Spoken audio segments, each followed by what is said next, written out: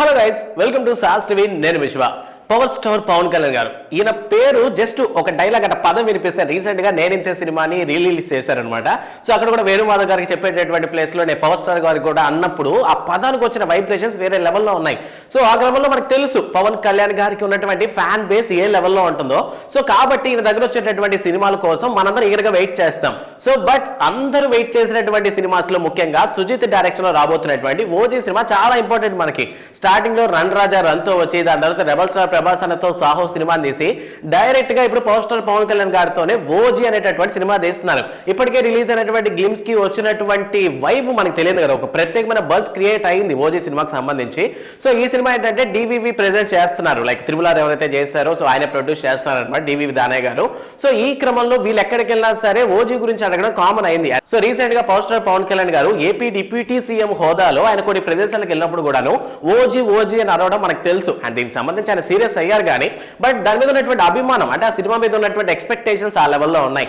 So ఈ క్రమంలోనే movie team ఒక కొత్త ఆలోచనని తీసుకొచ్చిందంట. సో ఓజీ సినిమా మీద ఎంత బజ్ క్రియేట్ అయింది కదా, సో దీన్ని 2 పార్ట్లుగా తీద్దామని ఆలోచనలో ఉన్నారు. ఎందుకంటే ఆఫ్టర్ బాహుబలి తర్వాత ప్రతి సినిమాను 2 పార్ట్లుగా రావడం అనేది చాలా కామన్. అండ్ వచ్చినటువంటివన్నీ కూడా హిట్ అవుతూ వచ్చినాయి. బాహుబలి 1, 2, కేజీఎఫ్ 1, 2 అండ్ కల్కి కూడా 1, 2 రాబోతుంది, దేవరా 1, 2 రాబోతుంది.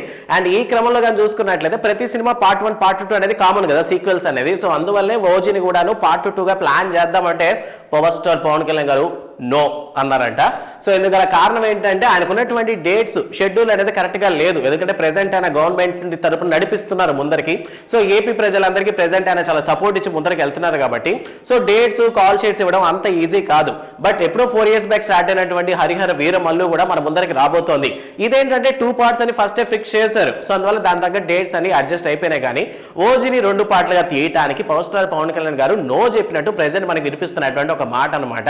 ఇక దాని తర్వాత కానీ చూసుకున్నట్లయితే హరిహర వీరమల్లు కూడా రిలీజ్ అయిన తర్వాత నెక్స్ట్ మూవీ హరిశంకర్ గారితో ఉస్తాద్ భగత్ సింగ్ సిద్ధంగా ఉంది, అంటే షూటింగ్ కి ఇంకా రిలీజ్ అవ్వడానికి కాదు.